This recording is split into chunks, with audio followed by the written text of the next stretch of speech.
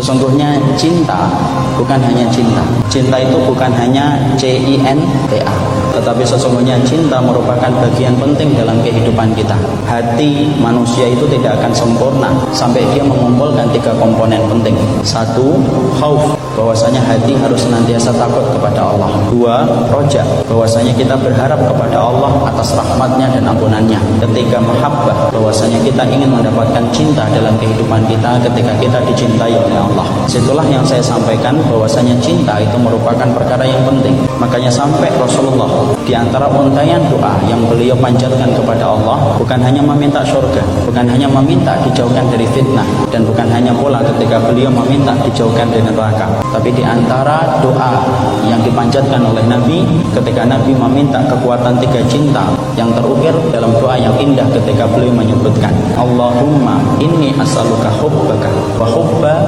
man yuhibbuka wa hubba amalin yuqarribuni ila hubbika.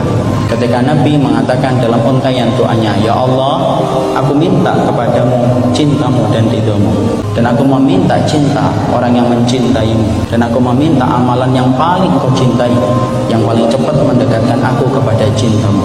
Di situ kita paham cintanya Allah itu penting. Cinta orang yang mencintai Allah ketika antum bergandengan tangan dengan orang yang mencintai Allah dan menuju kepada akhiratnya penting. Dan ada yang ketiga, cinta kepada amal yang paling dicintai oleh Allah itu penting. Karena sesungguhnya barang siapa yang disibukkan dengan amal yang paling Allah cintai, menjadikan antum lebih mudah dicintai oleh Allah ketika antum dimudahkan beramal pada perkara-perkara yang besar prioritasnya di hadapan Allah.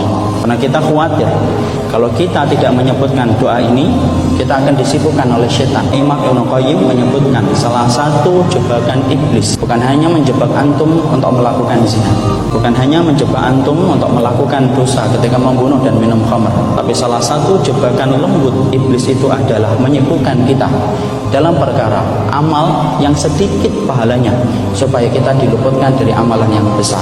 Dan kita terkadang ketika beribadah kepada Allah, kita banyak hambatannya. Makanya kita meminta sama dengan apa yang diminta oleh Rasul, minta kepada Allah supaya kita dimudahkan beramal dengan amalan yang paling dicintai oleh Allah, supaya dengan amalan itu menjadikan kita cepat dicintai dan diridhai oleh Allah ketika kita melakukan itu dalam kehidupan kita. Dan kita tidak boleh meremehkan ibadah sekecil apapun, di mana kita harus paham tentang perkara itu supaya kita lebih mudah untuk dicintai oleh Allah.